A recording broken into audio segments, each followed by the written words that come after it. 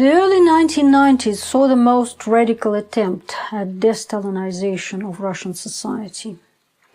From print media, testimonies of survivors of Stalin's repression, memories of contemporaries, translations of books by foreign historians from new archival sources, and formerly banned fiction, the Russians found out more and more and more horrifying details of the recent past of their country. Even those who had lived through the Stalin era had not had the full picture and had not known the full scale and details of the repression. The younger generation, with the exception of those who had access to banned literature and cared to read it, knew nothing, or perhaps a little of what they heard or read in the Gorbachev era. The official line of the Russian government in the 1990s was that the country had to rid itself of the remnants of Stalinism. If it were to move forward, it had to get rid of the command administrative system, of the state monopoly in all sectors of the economy. It had to introduce democratic norms, independent media, independent institutions, as well as checks and balances in the government system. Exposing Stalinism was seen as an important element in winning the support of the population. The government and local officials initiated or allowed the buildings of memorials to victims of political repression on the sites of executions or camps. Here is one of them.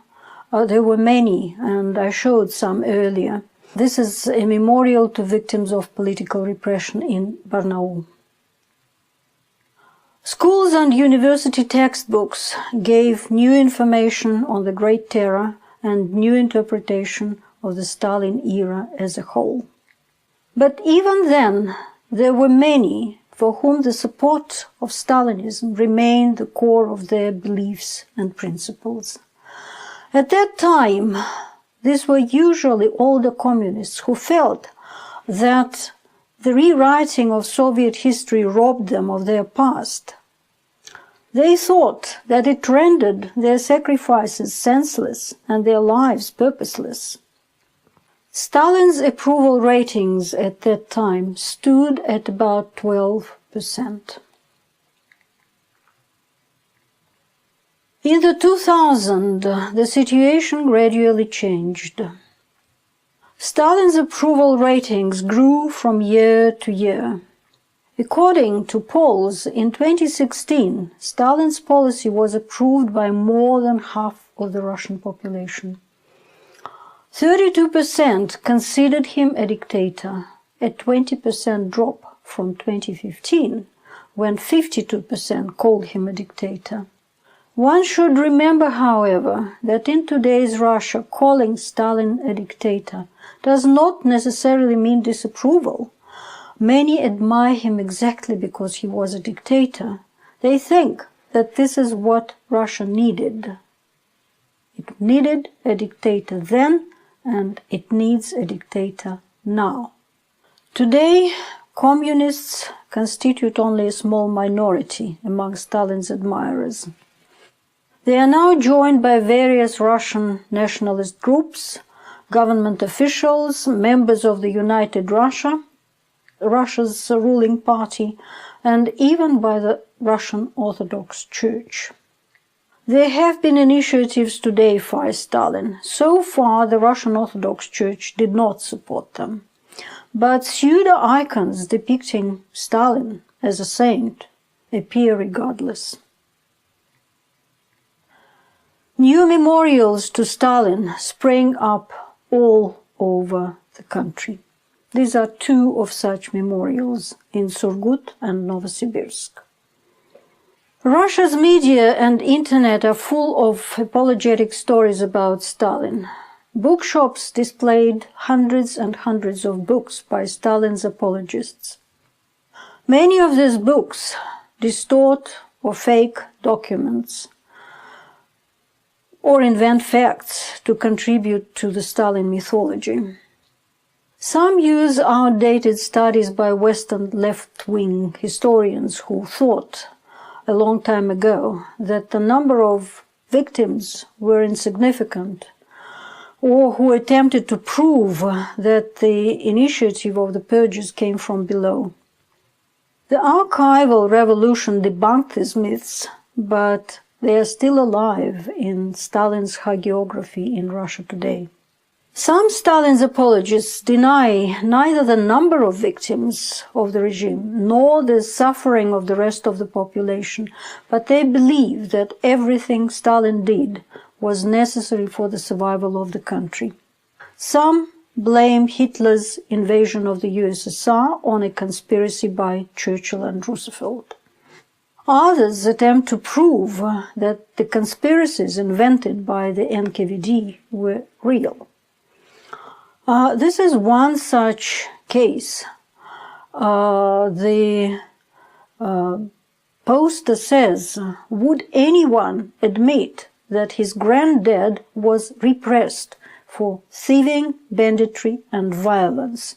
This means that, well, the author thinks that Stalin's repression were against real criminals. The reasons for this revival of Stalin's cult are many, and they have very little to do with Stalinism itself. In the 1990s, after the collapse of the USSR, and with the collapse of the Soviet economy, Russia went through a period of humiliating impotence. Proponents of the democratization campaign assured Russian citizens that the new order would bring them freedom, democracy, and prosperity.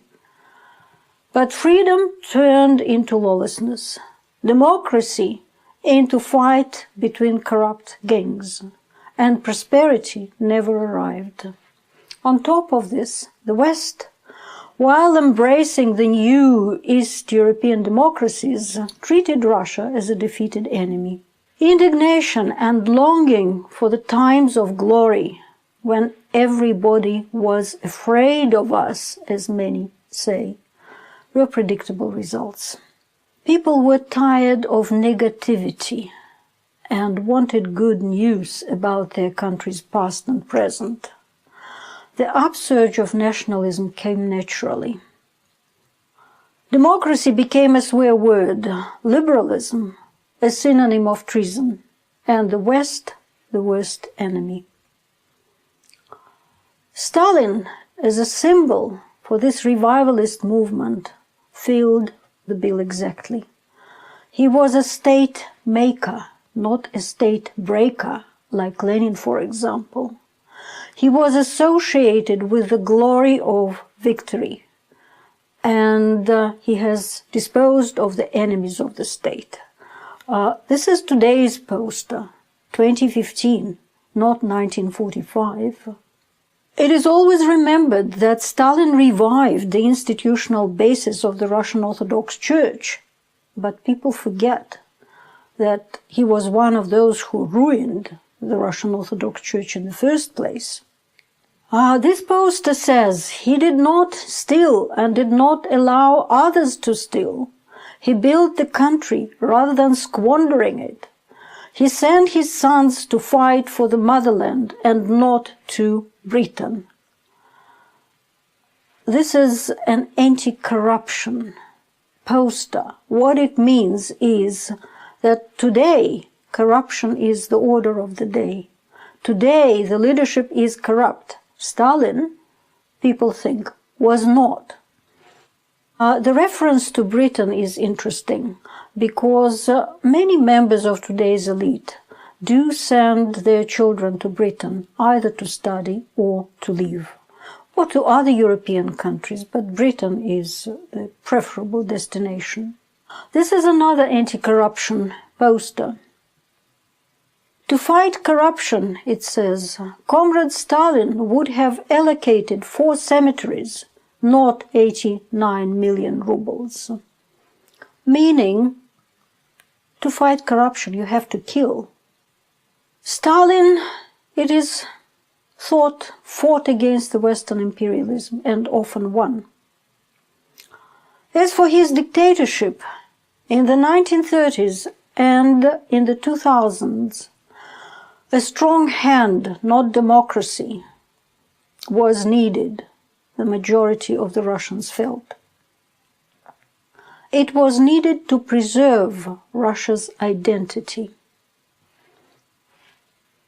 Liberalism is associated with the West, and it is perceived as something totally alien to the existential essence of the Russian and hostile to the Russian identity. Liberals and any other oppositionists are labeled as traitors and Nazis. The call to use Stalin's methods against them is getting louder.